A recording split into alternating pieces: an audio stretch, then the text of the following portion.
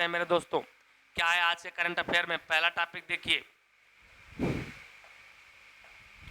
तो आज current affair का जो पहला टॉपिक है वो पहला टॉपिक क्या है, जरा सुनिएगा, समझिएगा तो समझ आएगा। मुकुल रोहतगी होंगे भारत के अगले अटॉर्नी जनरल। आपको पता है ना अटॉर्नी जनरल किस आर्टिकल में, आर्टिकल नंबर 76। हम सबको पता है कि जब ऐसा कोई भी इंडिविजुअल जिसमें सुप्रीम कोर्ट के जज बनने की योग्यता हो उसे राष्ट्रपति कैसे नियुक्त कर सकते हैं, तो उसे हमारे राष्ट्रपति साहब नियुक्त करते हैं। कैसे भैया, उसे हमारे राष्ट्रपति साहब नियुक्त करते हैं। कैसे, जल्दी बता दो। उसे नियुक्त कर सकते हैं एजीआई के रूप में, और इनका कार्यकाल राष्ट्रपति के प्रसाद पर्यंत होता है। तो हमारे यहाँ से के वेणुगोपाल जी रिटायर हो रहे हैं। कौन, के वेणुगोपाल जी रिटायर हो रहे हैं, है ना, ठीक है ना। कौन है, के वेणुगोपाल जी हैं। और जो के वेणुगोपाल जी हैं, ये के वेणुगोपाल रिटायर हो रहे हैं। और के वेणुगोपाल राव के रिटायर हो जाने के बाद कौन आ रहा है उनके स्थान पर, तो उनके स्थान पर मुकुल रोहतगी आ रहे हैं।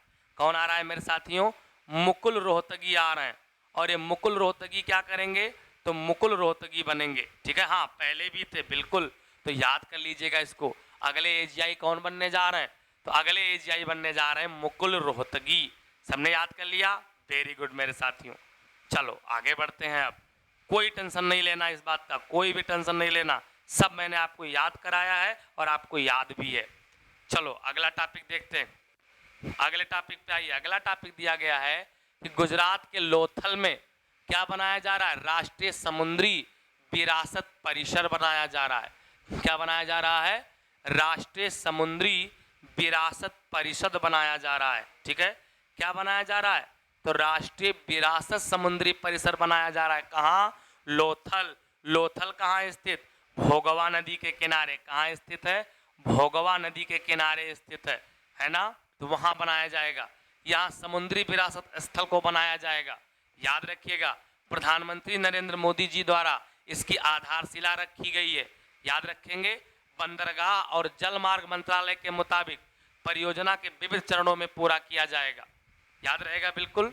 चलो, इसमें 5 दीर्घाओं और 1 नौसेना गैलरी के साथ संग्रहालय भवन परिसर भी शामिल किया गया है। किसमें, जो लोथल में बन रहा है। क्या, लोथल में बनाया जा रहा है राष्ट्रीय समुद्री विरासत।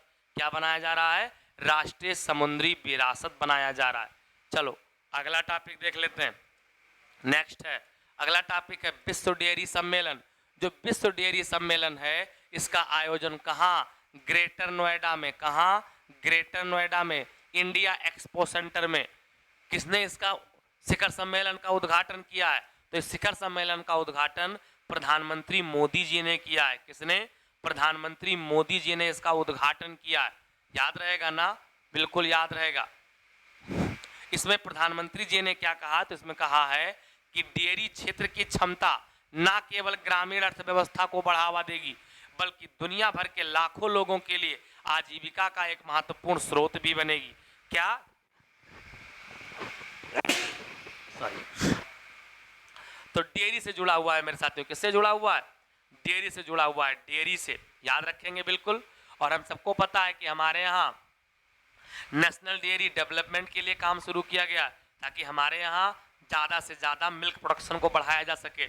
आप लोगों ने अमूल का नाम सुना होगा, वहाँ से ज़्यादा डेवलप होना शुरू हुआ है। क्या, तो वहाँ से ज़्यादा शुरू हुआ है डेयरी को डेवलपमेंट करना। क्लियर है मेरे साथियों, आशा करता हूँ इतनी सारी बातें आप सबको समझ में आ गई हैं मेरे साथियों। क्लियर है, तो आप चलिए आज की एक बेहतरीन थीम देख लेते हैं।